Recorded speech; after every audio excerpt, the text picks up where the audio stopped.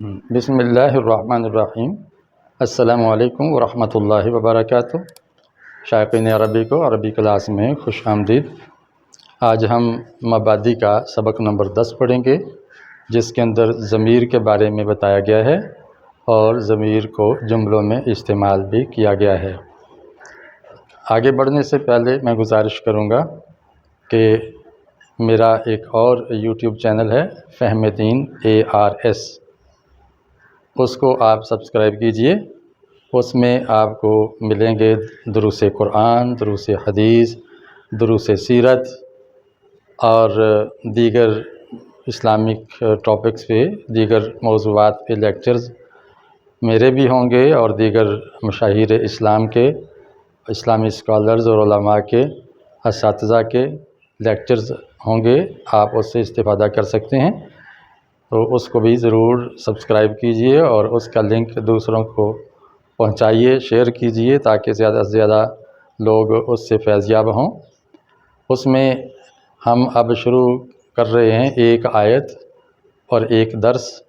تو ایک آیت کا جو ایک آیت کی تلاوت ہوگی، اس کا ایک ایک لفظ ہم سیکھیں گے، لفظی ترجمہ، اور یہ بھی جانیں گے کہ وہ لفظ قرآن میں کتنی بار آیا ہے۔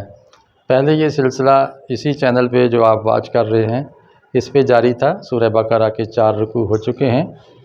اگلے دروس انشاءاللہ ہم فہم دین چینل پہ اپلوڈ کریں گے، آپ اس سے سیکھ سکتے ہیں۔ دوسرا سلسلہ چل رہا ہے اس چینل پہ ایک رکوع اور ایک درس۔ تو ایک رکوع ایک لیکچر میں 10-15 منٹ کے لیکچر میں سمجھا اور سمجھایا جاتا ہے۔ تو اس طرح کے مفید سلسلے اس میں چل رہے ہیں۔ آپ ضرور اس چینل کو سبسکرائب کر کے شیئر کیجئے اس کا لنک، تاکہ زیادہ سے زیادہ لوگ قرآن و سنت کو سیکھ سکیں۔ تو آئیے ہم آج کے سبق کی طرف آتے ہیں۔ میں نے آپ کے سامنے یہ نقشہ ضمیروں کا دیا ہے، پچھلے لیکچرز میں بھی دیا تھا۔ اب یہ باقاعدہ سبق ہے، صرف ضمیر کا ہی ہے۔ اس میں آپ نے دیکھا ہوا، ہما، ہم، ہیا، ہما، ہننا، ان سب کا معنی ہے وہ۔ عربی میں سب کا معنی ہے وہ۔ تو اگر آپ ضمیر کا ترجمہ ایک جگاڑ اور چٹکلے کے ذریعے جاننا چاہیں تو اس کا طریقہ یہ ہے کہ جیسے آپ دیکھ رہے ہیں کہ وہ کے اندر ہے اردو میں، تو اسی کو الٹا کریں تو یہ ہوا بن جاتا ہے۔ تو ہوا کے اندر بھی یہ ہا آ رہی ہے۔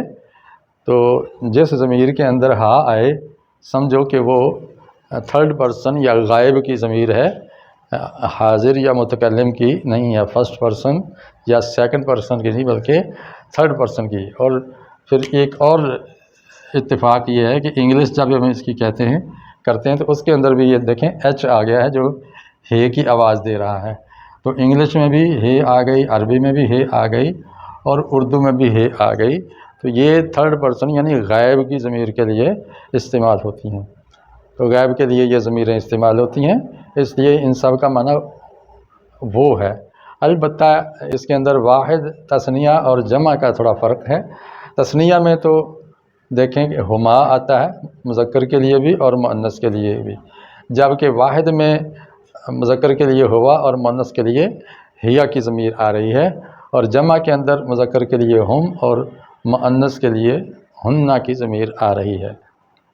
ایک تو آپ اس کو جان لیں، یعنی وہ ایک مرد، وہ 2 مرد، وہ سب مرد، وہ ایک عورت، وہ 2 عورتیں، وہ سب عورتیں۔ اب یہ دوسرا سیٹ ہے انت، انتما، انتم، انتی، انتما، انتنا۔ اس کا چٹکلا کیا ہے؟ اس کا چٹکلا یہ ہے کہ جب ہم انت کا ترجمہ کرتے ہیں تو وہ ہے تو۔ اب تو کے اندر بھی تے آ رہی ہے اور انت کے اندر بھی تے آ رہی ہے۔ اب عربی کی وہ ضمیریں پروناؤنز جس کے اندر تا آ رہی ہو تو سمجھو وہ مخاطب کے لیے یا تو کے لیے آ رہا ہے، حاضر کے لیے وہ لفظ استعمال ہو رہا ہے، تو اس کو حاضر کی ضمیریں کہیں گے۔ دیکھیے ان سب کے اندر تا استعمال ہوئی ہے۔ انت تو ایک مذکر، انتما تم 2 مذکر، انتم تم سب مذکر، انتی تو ایک مؤنث، انتما تم 2 مؤنث، انتنا تم سب مؤنث۔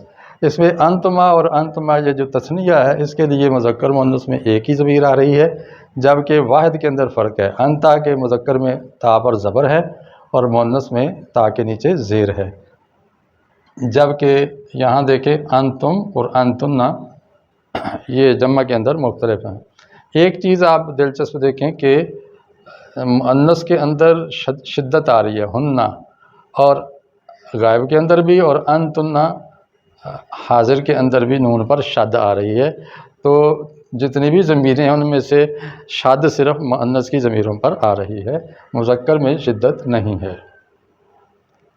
تیسرا سیٹ ہے انا، میں، اور نحن ہم۔ اس میں بنیادی طور پر یہ دو ہی شکلیں استعمال ہوتی ہیں، انا اور نحن۔ واحد کے لیے انا، مذکر کے لیے بھی انا آ رہا ہے اور مؤنث کے لیے بھی انا آ رہا ہے، میں۔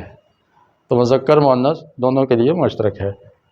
تثنیہ کے اندر بھی مشترک ہے نحن اور نحن، اور جمع کے اندر بھی نحن نحن۔ گویا یہ چار ضمیروں کی جگہ صرف ایک ہی ضمیر استعمال ہوتی ہے چار صیغوں کے لیے۔ مذکر اور مؤنث میں بھی مشترک ہے، تثنیہ اور جمع کے اندر بھی وہی شکل اور صیغہ استعمال ہو رہا ہے۔ انا کے اندر ہے میں، اس کا چٹکلا دیکھیں، ہم جب میں لکھتے ہیں تو اس کے اندر دیکھیں غنہ آ رہا ہے، یعنی نون آ رہی ہے، اور انا کے اندر بھی نون آ رہی ہے، اور نحن کے اندر بھی نون آ رہی ہے۔ تو اس میں ہم دیکھ رہے ہیں کہ نون جب ضمیر کے اندر آئے، تا نہ ہو نون ہو، تو وہ متکلم کی ضمیر ہوگی۔ واحد میں بھی اور جمع میں بھی دیکھیں نون آ رہی ہے، واحد کے اندر ایک نون آ رہی ہے اور جمع کے اندر دو نون آ رہی ہیں۔ تو اردو میں ویسے بھی ایک سے زیادہ کو جمع کہتے ہیں۔ تو یہ چند چٹکلے تھے جو ضمیروں کو سمجھنے اور یاد کرنے کے لیے آسانی پیدا کرتے ہیں۔ نیچے جو سرخ رنگ میں نے ضمیروں کا سیٹ دیا ہے، ہو، ہا، کا، کما، کم، کی، کما، کنہ، یا، نا، تو یہ بھی ضمیریں اسی طرح ہیں۔ البتہ یہ چار خانے میں نے خالی چھوڑے ہیں کیونکہ یہاں پر ہما، ہم، ہا، ہما اور ہنہ ہی آتا ہے۔ یہ ضمیریں کیا ہے کہ یہ شروع میں نہیں آتی ہیں، جملے کے شروع میں نہیں آتی ہیں، یہ جملے کے بیچ میں آتی ہیں یا آخر میں آتی ہیں، یا اسم کے ساتھ جڑتی ہیں، یا فعل کے ساتھ، یا حرف کے ساتھ جڑتی ہیں۔ تو اس کا سبق آگے مستقل آ رہا ہے، وہاں جا کے اس کی انشاءاللہ ہم تفصیل پڑھیں گے۔ اب ہم اس کی مشق کرتے ہیں۔ مبادی کے اندر مشق نمبر 24 ہے۔ یہ جملے میں نے ذرا اپنی ترتیب سے لکھ دی ہیں جو کہ ان ضمیروں کی ترتیب ہے۔ مشق میں جو ترتیب ہے وہ ذرا آگے پیچھے دی ہوئی ہے، اس کا بھی میں صفحہ آپ کو دے رہا ہوں، اس کی تصویر اسکرین پہ آ رہا ہے، آپ اس کو دیکھ کے مشق کر لیں یا اس کو دیکھ کے مشق کر لیں۔ بہتر یہ ہے کہ اس تصویر کو دیکھ کے آپ پہلے خود حل کریں اور اس کے بعد یہ میرا لیکچر سنیں اور اس میں چیک کریں کہ آپ کس حد تک درست کر پائے ہیں اور کتنی غلطیاں ہوئی ہیں۔ اب میں آپ کے سامنے اس کا حل پیش کر رہا ہوں۔ ہوا ادیب، وہ ادیب ہے۔ دیکھیں ہم نے پہلے پڑھا تھا کہ مبتدا واحد ہو تو خبر واحد ہوگی، مذکر ہو تو خبر مذکر ہوگی، مؤنث ہو تو خبر مؤنث ہوگی۔ یہاں دیکھیں یہ واحد مذکر ہے ہوا، یہ دیکھیں واحد اور مذکر ہوا، تو اس کی خبر بھی دیکھیں واحد اور مذکر آ رہی ہے، ادیبن آ رہا ہے، ادیبتن نہیں آ رہا۔ ہما مجتہدان فی العمل، وہ دو محنتی ہیں کام میں، وہ دو کام میں محنتی ہیں۔